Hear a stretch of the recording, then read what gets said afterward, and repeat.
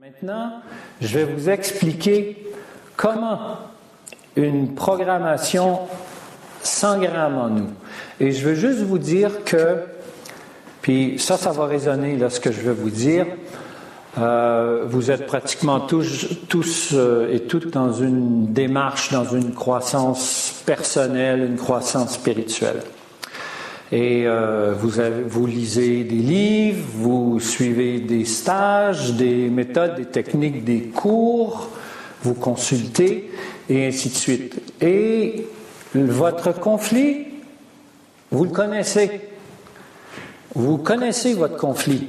Mais, quand je dis votre conflit, c'est votre situation conflictuelle. Mais même si vous le connaissez, je suis incapable de m'en défaire. Qu'est-ce qui se passe? Ou si ça avance très, très lentement. Donc, c'est bien qu'il se passe quelque chose.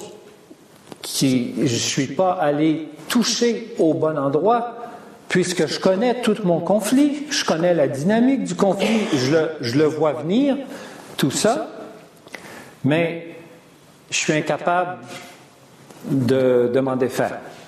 Alors, ce qui se produit, c'est que, à ce niveau-là, vous êtes au niveau du savoir, ici, la tête. Et une programmation qui est toujours une blessure d'enfance, la blessure, elle est au niveau du cœur. Donc, il s'agit de faire 40 cm, c'est-à-dire de la tête au cœur, pour vraiment ressentir la blessure. Et à partir du moment où on ressent la blessure, il y a une émotion qui vient. Une émotion qui est toujours sereine. C'est-à-dire qu'il peut y avoir des larmes, il peut y avoir des tremblements, mais c'est quelque chose qui se fait en douceur. Donc, à partir du moment où vous ressentez dans votre cœur, c'est que vous avez réussi à entrer dans votre subconscient. C'est ça qui est le plus difficile. Ça, là, entrer là, ça fait peur. Ça fait peur parce que là, j'entre là, puis là, je vais entrer face à face avec moi-même. Mais moi-même, c'est qui? Je vous regarde tous et toutes. Je vois en vous de la beauté, de la bonté, de la générosité. Mais je ne suis pas certain que vous la reconnaissez par rapport à vous-même. Vous la voyez dans les autres, mais je ne suis pas certain que vous la reconnaissez pleinement à l'intérieur de vous-même. Et c'est ça qui fait qu'on craint d'entrer profondément en nous, dans notre subconscient, pour aller à la rencontre de notre moi.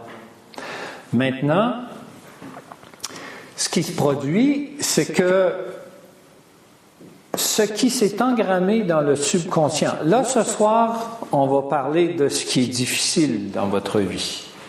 D'accord? Ce qui est facile, ce dans quoi vous réussissez, super. Pas besoin d'aller toucher, ça continue à évoluer et ça baigne dans l'huile. Mais pour être heureux, il faut aller toucher aux choses qui nous sont difficiles, depuis pratiquement toujours du moins, les choses qui nous font vivre de l'insatisfaction, de la frustration, de la colère, de l'impuissance, qui sont des émotions qui sont toutes désagréables à vivre. Maintenant, je vais vous expliquer. Là, ce que je vais vous expliquer, j'ai eu beau fouiller pendant des années partout dans les livres de psychologie, puis sur les sites de l'Université de Montréal, puis l'Université de McGill, puis Harvard, puis tout ça. Ce que je vais vous expliquer, c'est ce que j'ai pu observer à force de travailler avec des milliers de personnes. C'est-à-dire que en psychologie, on parle de programmation, mais c'est très limité et on ne parle pas du mécanisme de la programmation. Donc là, je vais vous l'expliquer. Donc, évidemment, quand on est de 0 à 7 ans, vous êtes tous d'accord pour dire qu'on est plutôt dépendant de nos parents. Dépendant de leur amour, dépendant de la nourriture qu'ils vont nous apporter, des vêtements, de l'éducation, du toit et ainsi de suite. D'accord? Donc, ce sont des années où nous sommes fragiles et à la limite vulnérables. Donc, dans l'enfance, il y a une chose qui est claire, un enfant, ça a le cœur ouvert, un enfant, c'est spontané, l'enfant, lui, il réfléchit pas avant de parler. Tu vois, il s'en va quelque part, là, puis l'autre jour, il y a une dame qui me disait ça, elle dit, j'avais assez honte, et ils arrivent à un endroit, puis il y a une dame qui est en surpoids, disons, obèse, puis petit bonhomme, 2 ans et demi. Regarde, maman, comment la madame est grosse! Bon, ouais, là, la mère est complètement gênée, mais l'enfant, lui, c'est pas un jugement. Il voit la dame qui est obèse, puis il fait juste dire à sa maman, regarde, maman. Mais en même temps, c'est pas par hasard qu'il dit ça et que cette dame-là entend ça. Cette dame-là est sûrement complexée, sûrement malheureuse, puis elle a sûrement fait plusieurs choses pour essayer de mincir et elle a de la difficulté à y arriver. Donc, c'est pas par hasard que cette dame entend ça et c'est pas par hasard que le petit garçon il dit ça. Donc, un enfant, c'est complètement spontané, complètement authentique. À la limite, ça peut être turbulent. Donc, tu as un enfant qui est là, puis qui a du plaisir, puis qui est dans le moment présent, puis tout à coup, tu as le parent qui arrive, puis slack, arrête, tranquille, va-t'en dans ton coin. Voyez-vous? Là, c'est un choc pour l'enfant. L'enfant, lui, il est dans son cœur, là. Il est dans la joie, il est dans l'instant présent. Là. L'enfant est en train de montrer aux adultes, regardez, c'est comme ça qu'il faut être dans la vie. Mais l'enfant, voilà le parent il réagit assez fortement, il élève la voix, les gros yeux, tout ça. Puis là, l'enfant voit son parent. Et là, c'est là que la programmation se passe, se déroule à la vitesse de l'éclair. Ça veut dire que ni l'enfant, ni le parent voient cette programmation-là s'engrammer chez l'enfant. Donc, l'enfant, il est pris à contre-pied. Vous savez, même en tant qu'adulte, parfois on se fait arriver des trucs et on ne s'en attendait pas du tout. On est pris à contre-pied. Donc, imaginez-vous un enfant. Alors, l'enfant, il est là, puis il est scotché, là. Puis là, il regarde son parent, puis le parent a des gros yeux, puis il parle fort, tout ça. Et pendant que ça se déroule, l'enfant, manifestement, il voit qu'il déplaît à son parent. Alors, l'enfant prend la chose personnellement. Alors, ça veut dire quoi? S'il la prend personnellement, il retourne contre lui et là, il y a des pensées à propos de lui, mais à la vitesse de l'éclair.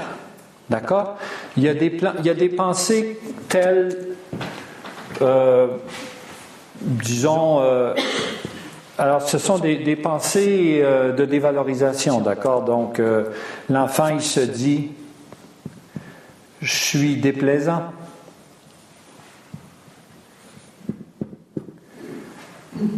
Je ne suis pas aimable. Là, je vous donne des exemples, d'accord? Je ne suis pas aimable.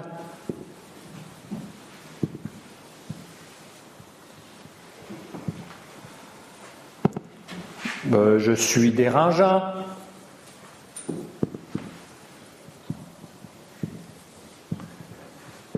Bon, on va prendre ces 3 exemples-là. Donc ça, là, ça se déroule à la vitesse de l'éclair. L'enfant n'est pas capable de prendre la charge émotionnelle de ça. Il est incapable de la prendre. Donc, il y a un mécanisme de survie sur ordre de son cerveau qui va prendre tout ça et il va l'envoyer dans le subconscient. Sub qui veut dire sous, donc sous le conscient. Donc, enfoui. Enfoui en espérant de ne plus jamais avoir à entrer en contact avec ceci parce que c'est douloureux. Mais à partir de ce moment, quand ça, dans le mécanisme de survie, que c'est placé dans le subconscient, l'enfant est programmé. D'accord? Donc, jusqu'à temps qu'il déprogrammera, et ça veut dire, dans l'âge adulte, ça peut vouloir dire à 20, 30, 50, 80 ans, peu importe, et peut-être qu'il va mourir sans s'être déprogrammé. Ce qui veut dire que l'enfant grandit sans savoir consciemment qu'il est déplaisant. Mais l'enfant qui devient adolescent et qui devient adulte, l'adulte, il ne dira pas « je suis déplaisant ». Il va avoir peur de déplaire.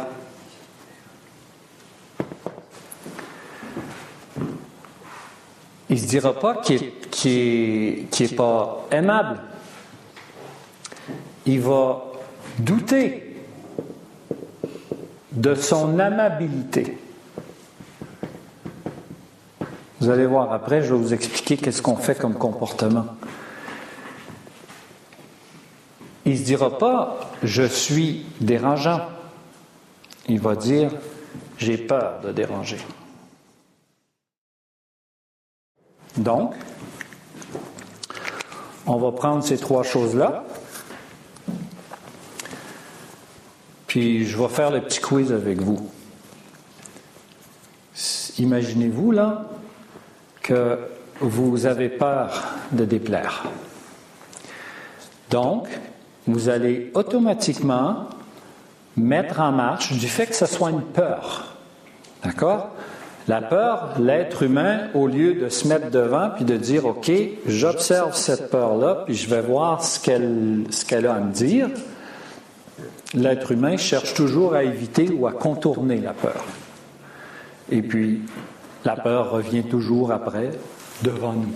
Tant qu'on ne l'a pas regardée en face, elle revient toujours. Donc, une personne qui a peur de déplaire, puis je soupçonne qu'il y en a peut-être quelques-unes dans la pièce, puis c'est tout à fait normal. Donc, la personne va compenser.